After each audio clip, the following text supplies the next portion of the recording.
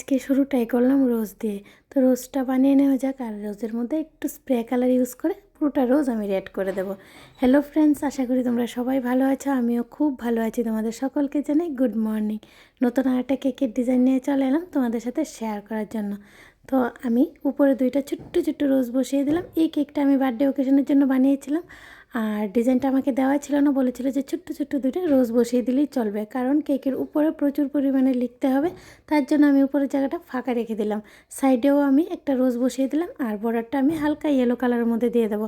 আমার কেক বানানো যদি তোমাদের থেকে ভালো লাগে, আর আমার কেকের ভিডিওগুলো দেখে যদি তোমরা একটু হলেও উপকৃত হও, তাহলে অবশ্যই আমার চ্যানেলটাকে সাবস্ক্রাইব করে পাশে থাকা বেল আইকনে ক্লিক করে দেবে। আর আজকের কেকের ডিজাইনটা কেমন হলো, ভিডিওটাও তোমাদের কাছে কেমন লাগলো, কমেন্টে একটু অবশ্যই জানিয়ে দেবে।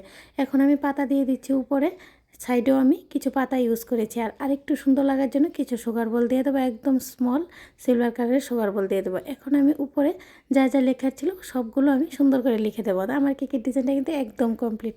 বার্থডে টোপরটা লাগিয়ে দেবো। আজকের মতো এই পর্যন্ত ফ্রেন্ডস। নেক্সট টাইম নতুন একটা কেকের ভিডিও নিয়ে তোমাদের সবার সাথে আবার দেখা হবে। সবাই খুব ভালো থেকো, খুব সুস্থ থেকো, আর খুব খুব আনন্দে থাকো। আর আমার কেকের ভিডিওটা পুরোটা ওয়াচ করার জন্য তোমাদের সকলকে জানাই অসংখ্য অসংখ্য ধন্যবাদ।